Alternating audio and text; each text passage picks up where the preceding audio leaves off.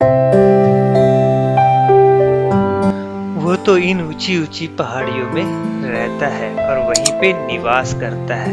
और जब भक्त इन ऊंची पहाड़ियों को पार करते हुए उसके दरबार तक, उसके मंदिर तक पहुंचते हैं, अपना माथा टेकते हैं, तो भक्तों के चेहरे पे जो मुस्कान बनती है, जो शांति की अनुभूति होती है, उसे आप बयान नहीं कर सकते। तो चलिए चलते हैं आपको इस बार लेते हुए इन पहाड़ों को पार करते हुए बाबा केदार के द्वार। इस ब्लॉग में हमारी पूरी कोशिश रहेगी कि आपको सभी जानकारी मिले ताकि आप इस यात्रा की प्लानिंग कर सके और अपने बाबा के द्वार पहुंचने की मनोकामना जरूर पूरी कर सके। हर हर महादेव।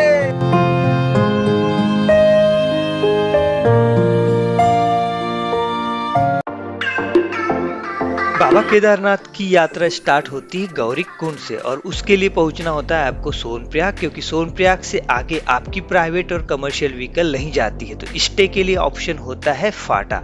फाटा में आपको अच्छे इकोनॉमिकल ऑप्शन मिल जाते हैं और इसकी दूरी सोनप्रयाग से सिर्फ 16 किलोमीटर दूर है। तो आप यहाँ पे रह सकते हैं और यहाँ से अपनी यात्रा सुबह सुबह स्टार्ट कर सकते हैं ताकि आप सोनप्रयाग पहुँच सके और फिर वहाँ से टैक्सी लेके जा सके गौरीकुंड। तो बोलिए जय भोलेनाथ। जय भोलेनाथ। बम बम भोले। बम बम भोले। अब हम निकल चुके हैं हमारी तीसरा पॉइंट जो कि है आस्था का धाम केदारनाथ। अब हम उसके लिए निकल चुके हैं। सुबह हम लेट हो चुके हैं बट ठीक है, अभी तक हमें लेट होने का कोई मलाल नहीं है। अब हम जा रहे हैं केदारनाथ। अब आपकी यात्रा कब स्टार्ट करें इसकी जानकारी आप ब्लॉग देखेंगे तो समझ में भी आ जाएंगे। कुछ रिकमेंडेशन हम भी देंगे जिससे आपको थोड़ी हेल्प हो जाए प्लानिंग करने के लिए। अगर आप चाहे आपके प्राइवेट व्हीकल से हो या कमर्शियल व्हीकल से हो, सबसे बड़ी जो परेशानी होती है पार्किंग की। आप देख सकते हैं यहाँ पे व्हीकल्स बिल्कुल सड़क के किनारे लगे हुए होते हैं। तो हम आपको बताते हैं 2 बेस्ट ऑप्शंस पार्किंग के लिए। आपको जो पहली पार्किंग नजर आती है वो आती है सीतापुर पार्किंग। यह पार्किंग सोनप्रयाग से लगभग 1 किलोमीटर पहले है। हम रिकमेंडेड करेंगे कि आप इस पार्किंग में तभी पार्क करें जब आपको यहाँ पे रुकना है, अदरवाइज आप जाके सोनप्रयाग वाली ही पार्किंग में अपनी कार पार्किंग करें, क्योंकि वह पार्किंग बिल्कुल लास्ट पॉइंट तक है जहाँ तक आपकी कार जा सकती है। तो रिकमेंडेड यही है कि आप अपनी कार सोनप्रयाग पार्किंग में पार्क करें और यह मल्टी लेवल पार्किंग है तो आपको आराम से अपनी कार के लिए यहाँ पे जगह मिल ही जाएगी।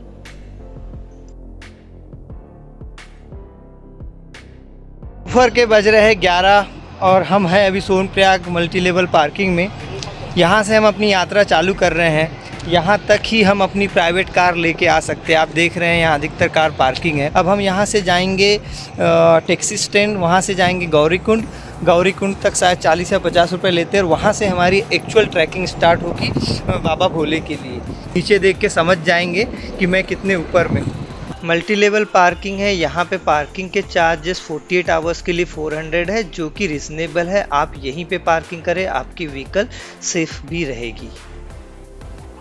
एक इम्पॉर्टेंट टिप्स है, जब आप बाबा केदारनाथ की यात्रा में जा रहे हैं उसके पहले आप आपकी पूरी दवाइयाँ ध्यान से देख लीजिए। नहीं है तो यहाँ के मार्केट से खरीद लीजिए ताकि आपको यात्रा में कोई परेशानी ना हो। सोनप्रयाग पार्किंग से कुछ ही एरिया पे रजिस्ट्रेशन चेक पॉइंट है जो कि केदारनाथ यात्रा के लिए करना जरूरी होता है। रजिस्ट्रेशन अपना रेडी रखिए। सिक्योरिटी चेक पोस्ट के पास में आपके रजिस्ट्रेशन का स्कैन कर रहे हैं, फ़ोटो ले रहे हैं। और अगर आप ग्रुप में हैं तो एक इंसान का देख के आपको जाने दे रहे हैं। जैसे मुझे कुणाल विनोद का ग्रुप में है तो हमें आगे जाने दिया। सिक्योरिटी चेक पॉइंट के पास ही ऑफलाइन रजिस्ट्रेशन की भी सुविधा होती है, आप वहां से करा सकते हैं। साथों साथ आपका अगर स्वास्थ्य परीक्षण कराना है तो भी आप वहां पे करवा सकते हैं। यहाँ से आपको अगर पैदल यात्रा के लिए घोड़ा बुक करना है तो आप यहाँ से भी बुक करा सकते हैं ताकि आपको आगे जाके फिर बुक कराने की परेशानी न करना पड़े। रजिस्ट्रेशन चेक पॉइंट से लगभग आधा किलोमीटर दूर आपका यहाँ के लिए जो है गौरीकुंड जाने के लिए टैक्सी स्टैंड है, तो वहाँ तक आपको पैदल चलना पड़ता है। धीरे धीरे चलिए, छोटे छोटे कदम से।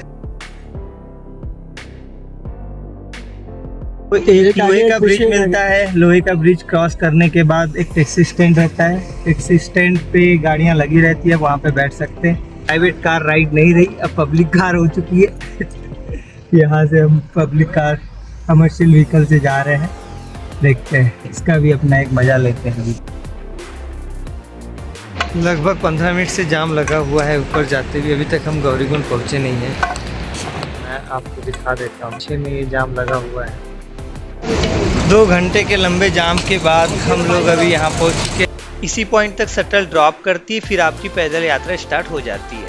गौरीकुंड पद यात्रा पॉइंट के पहले ही आपको एक रेट लिस्ट दिखाई देगी, जहां पर आप घोड़े और अदर टाइप के जो भी तरीके हैं उसकी सब रेट लिस्ट मिल जाएगी। आप यहीं से बुक करें। इस पॉइंट तक आते आते लगभग आप 2 किलोमीटर पैदल चल ही जाते हैं आपके शटल ड्रॉप पॉइंट से जो है केदारनाथ 15.5 किलोमीटर है और जंगल चट्टी 3.5 किलोमीटर। स्टे करने के लिए का ऑप्शन आपके पास गौरीकुंड भी होता है, बट यहाँ पे आपको क्वालिटी होटल नहीं मिलेंगे और कॉस्टली भी रहेंगे। से जहाँ पे 15.5 किलोमीटर था उससे 2 किलोमीटर आप चलते हैं तो आपको सुलभ शौचालय मिल जाता है और बीच में एक पानी की भी व्यवस्था थी। तो 2 किलोमीटर के बाद आपको पहला सुलभ शौचालय मिलता है, जहाँ पे आप रेस्ट ले सकते हैं। यहाँ तक तो चढ़ाई खड़ी ही है, बीच बीच में ये बने हुए हैं अगर बारिश आती है इसमें रुकने के लिए। अभी तक हमारी सिर्फ 3 किलोमीटर की राइड हुई है 1 घंटे में। 1.5 घंटे में, और अभी हम रामबाड़ा भी नहीं पहुँचे हैं। गौरीकुंड से रामबाड़ा तक की चढ़ाई अगर आप रामबाड़ा से केदारनाथ की चढ़ाई से कंपेयर करें तो आपको सरल लगेगी, पर अगर आप पहली बार पहाड़ी इलाकों में आ रहे हैं तो आपको यह कठिन लग सकती है। चलते चलते हमने नाश्ता किया, वो जो पीछे में आपको दिख रहा है वो ढाबे में। रेट ज़्यादा बुरे नहीं थे, 60 रुपये का आलू पराठा था, 40 रुपये का सादा पराठा था और 30 रुपये की रोटी। तो ज़्यादा महंगा नहीं था, इतना तो चलता है, इतनी ऊंचाई पे है। तो क्योंकि वो कह रहा था कि 700 रुपये में उसको 3 पेटी यहाँ पे आके मिलती है पानी की, और 40,000 किराया है 6 महीने का उसके ढाबे का, जो कि विथ GST नहीं, एक्सक्लूडिंग GST। बोलो श्री रामचंद्र की जय, भगवान की जय, हर महादेव। भीमबली से जो घोड़े पोनी के जो रेट है वो ये है, मैं आपको है 1800 रुपये और नीचे जाने के लिए 1200 रुपये। जब आप बाबा केदारनाथ की पदयात्रा स्टार्ट करते हैं तो आपके पास जो चीज़ें होनी चाहिए वो आपको स्क्रीन में दिख रही है, खास करके पानी की बोतल, आपके इनर जो कि वार्म क्लॉथ होते हैं, आपकी विंडशीट होनी चाहिए, साथ ही साथ एक टोपा होना चाहिए। आप साथ में एक वाटरप्रूफ सॉक्स भी ले जाए, क्योंकि मंदिर के प्रांगण में बर्फ़ का पानी होता है। ये सब चीज़ें आप साथ में ज़रूर ले जाए, तो इससे आपको प्रॉब्लम नहीं होगी, और आपकी मेडिसिन्स और ये सब जरूर रखना चाहिए। रामबाड़ा पहुंच चुके हैं। रामबाड़ा पहुंचने पे आपके पास 2 मार्ग के ऑप्शन होते हैं, एक घोड़े वाले मार्ग का और एक पैदल यात्रा वाले मार्ग का। घोड़े वाले मार्ग पे घोड़े होते हैं तो वहाँ पे पैदल चलने वालों के लिए परेशानी हो सकती है। आप कोशिश करें कि पैदल वाला मार्ग लिए, ये थोड़ा ईजी भी होता है और यहाँ पे आपके घोड़ों से परेशानी नहीं होगी। हम रामबाड़ा पहुँचे ही थे कि बारिश होना स्टार्ट हो गई थी। बिल्कुल सब रेनकोट पहने हुए हैं, बहुत ही तेज़ बारिश हुई थी जब हम रामबाड़ा पहुँचे। तो में ये यहाँ पे जो है ये वाले जगह हम रुके थे, हम सही समय पे वहाँ पहुँच गए थे, तो हम बारिश से बच गए। मैंने पूरे गर्म कपड़े और ठंडे कपड़े पहन लिए हम, और क्या कहते हैं रेनकोट भी निकाल ली है। ये है बारिश का मौसम। रामबाड़ा तक आप जो 6 किलोमीटर पार करते हैं, रामबाड़ा के ऊपर जो 9 किलोमीटर वो बहुत ही खतरनाक चढ़ाई है। अभी हमने जस्ट आधा किलोमीटर कवर किया होगा, बहुत थकावट। रामबाड़ा से आगे आपको चढ़ाई इसलिए मुश्किल लग सकती है क्योंकि उसमें छोटे छोटे स्लोप है, बट वो बहुत ही ऊंचाई पे है। तो आप जब आप आपकी ट्रैकिंग कर रहे हैं तो इस बात का ध्यान रखें और इस टाइप से प्लान करें कि आपको जहाँ पे रुकना है आप वहाँ तक आराम से पहुँच। मौसम था वो हट गया है और बाकी सब ठीक है। यहाँ पे रहने का ऐसा कोई प्रॉब्लम हमें नज़र नहीं आया। जहाँ देखा वहाँ पे हमें कैंप वाले रुके रहे, 500 से 1000 समथिंग का वैरी कर रहा था। तो रहने का ऐसा कोई प्रॉब्लम नहीं है। अगर खास करके आप इस सीजन में आ रहे हैं तो हर जगह 100 मीटर में कैंप और सब कुछ मिल जाएगा। हमने अपनी ट्रैकिंग लेट स्टार्ट करी थी, इसलिए हमें बीच में ही रुकना पड़ गया था। आप कोशिश करिए कि trekking early start, morning start करके आप मंदिर के आसपास जाके रुके। हर हर महादेव। सुबह के 7 बज रहे हैं और मैं हूँ अभी बड़ी विंचोली में। यहाँ से जो है ऊपर और 4.5 किलोमीटर की राइड करनी है। बहुत सारे नीचे में टेंट दिखा रहे हैं, वहाँ पे ही हमने टेंट ले लिया था और यहीं पे खाना खा लिया। तो टेंट कैसे होते हैं यहाँ पे मैं आपको, इस टाइप के टेंट होते हैं। ये छोटे टेंट होते हैं जहाँ पे 2 से 3 लोग रुक सकते हैं। इस टाइप के टेंट में 4 लोग और उस टाइप के टेंट में फिर 2 से 3 लोग। और फिर ये होते हैं इस टाइप के बड़े टेंट। बड़े टेंट में वो 10 लोग शेयरिंग में होते हैं, इसमें भी 10 लोग शेयरिंग में होते हैं। हमसे जो लिया इनने 1200 रुपये लिया 4 लोगों का, यानी 300 रुपये पर हेड लिया। तो टेंट इस टाइप से होते हैं। इसमें ऐसा गद्दा होता है, रजाई होती है, लाइट का इंतज़ाम होता है, साथों साथ चार्जिंग पॉइंट होता है। इस टाइप से लोग सो सकते हैं इसमें। बट इसमें एक प्रॉब्लम है, इसमें वॉशरूम की व्यवस्था नहीं होती है। तो आपको जो है आसपास जो सुलभ शौचालय है या जहाँ पे कोई होटल हो उस टाइप की जगह पे आपको टेंट लेना चाहिए।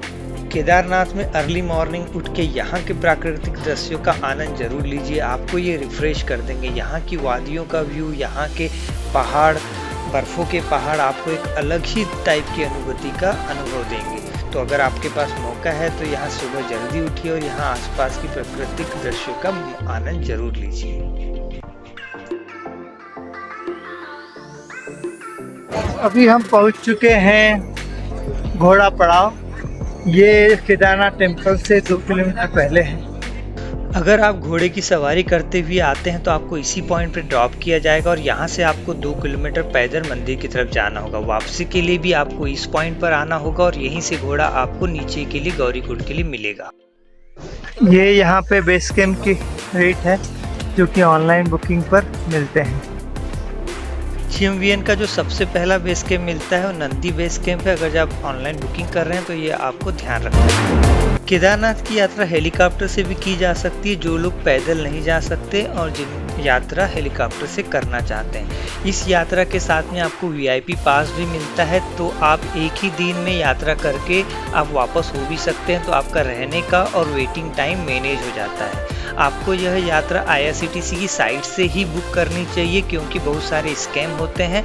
तो आप कोशिश करें IRCTC की साइट से बुक करने के लिए, परंतु इसके लिए यह ज़रूरी है कि आपका यात्रा का रजिस्ट्रेशन हो, क्योंकि यात्रा के रजिस्ट्रेशन के दिन ही आपको IRCTC अलाउ करता है कि आप अपनी यात्रा का हेलीकॉप्टर बुक कर सके। तो यह ज़रूर याद रखें और हम इसके ऊपर वीडियो भी बनाएंगे तो आपको इसकी डिटेल्स मिल जाएगी। हेलीपैड से आप मंदिर तक पैदल जा सकते हैं, क्योंकि यह दूरी जस्ट 500 मीटर है। जैसे ही आप केदारनाथ पहुँचते हैं वहाँ पे आपको टोकन के लिए एक कैंप मिलेगा।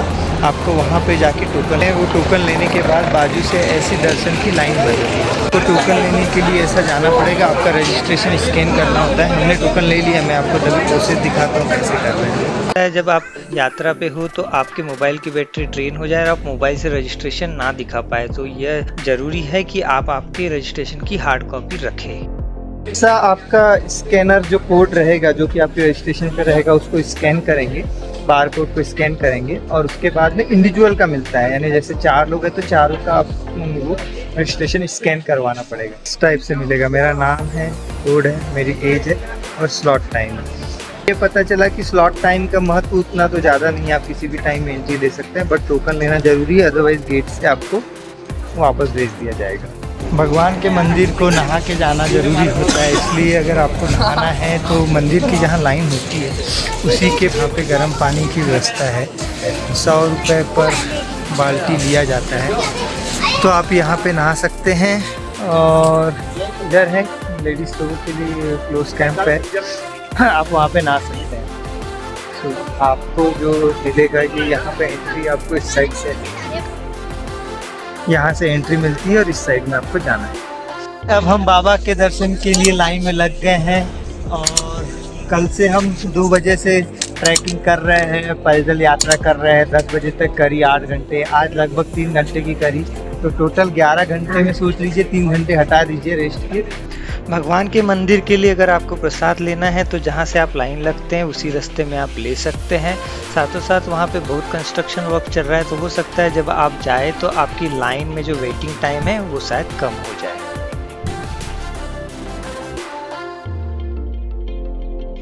जब आप ओम चौराहा पहुंचते हैं उसके सामने से ही एक मंदिर की तरफ जाने का रास्ता होता है। वह रास्ता सीधा मंदिर के प्रांगण में ले जाता है। याद रखिए, यहाँ प्रांगण से आपको मंदिर के अंदर प्रवेश करने के लिए लाइन नहीं होती, कतार नहीं होती। तो आप यहाँ पे अगर चले जाते हैं तो आप यहाँ से मंदिर तो देख पाएंगे, बट अंदर में जो प्रवेश की लाइन होती है वो यहाँ से नहीं होती। हमसे भी यही गलती हो गई और हमारा टाइम कुछ वहाँ पे वेस्ट हो गया और फिर हमें वापस आके मंदिर की जो दर्शन की लाइन होती है उसमें लगना पड़ा। तो यह ध्यान रखिए, यह रास्ता जो होता है वो प्रांगण में जाने के लिए होता है।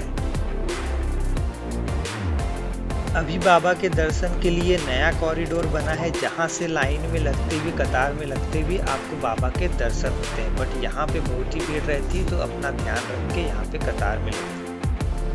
कतार में लगते हुए जब आप मंदिर के पास में पहुंचते हैं तो भक्तों का जो नारों का शोर होता है वो आपको अलग ही उत्साह देता है और आपको अलग ही आनंद की प्राप्ति होती है। हर हर महादेव।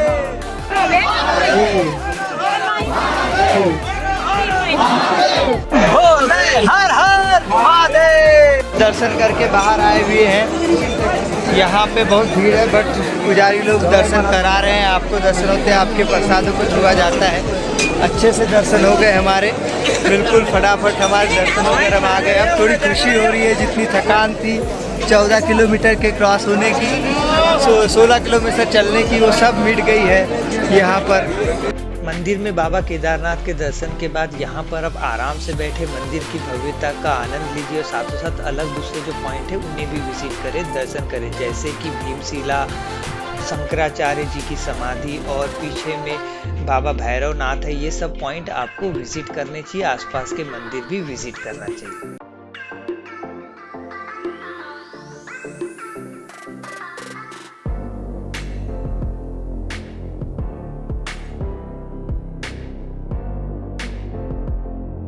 हमें दर्शन करते तक शाम हुई गई थी, तो हमने मंदिर के प्रांगण में रुक के वहाँ पे बाबा केदारनाथ की आरती का भी आनंद लिया और शाम की जो शांति होती है उसका भी अनुभव किया।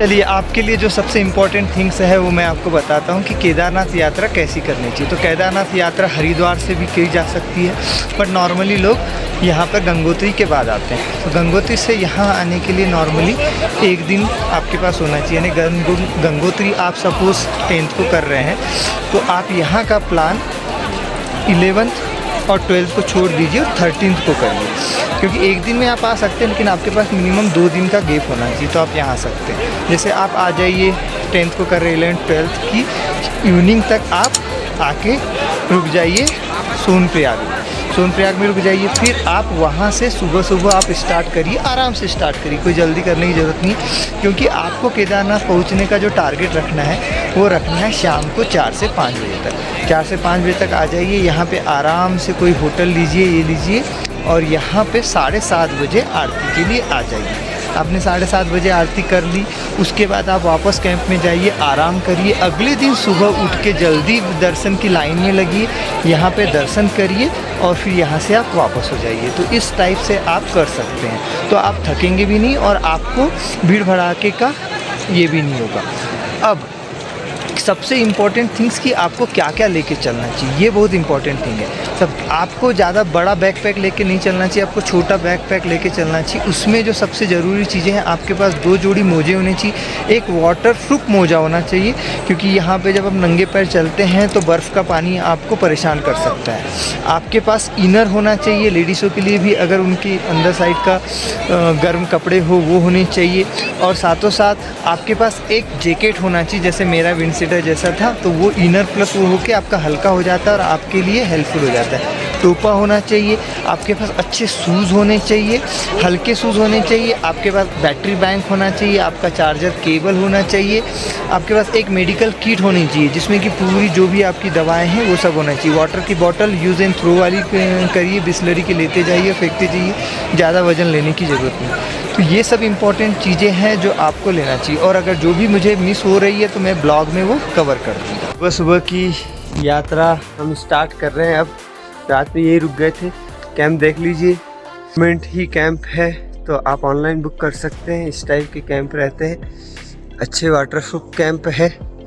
और अंदर मैं दिखा देता हूँ, ऐसे गद्दे रहते हैं और ये आपके ओढ़ने के लिए एयर बैग रहता है, आप उसमें रुक सकते हैं। अब निकल रहे हैं, बहुत ही अच्छा यहाँ का दृश्य है। अभी 11:41 हो चुका है और हम पहुँच चुके हैं अब गौरीकुंड। हमने लगभग 6 बजे अपनी यात्रा चालू करी थी, बीच में आधा घंटे का बस एक ब्रेक लिया, आधा से 30 से 45 मिनट का, और हम पहुँच चुके हैं गौरीकुंड। लगभग हमें वापस आने में 5.5 घंटे लगे, और हमारे साथी अभी आने वाले होंगे, सभी साथ साथ आ चुके हैं।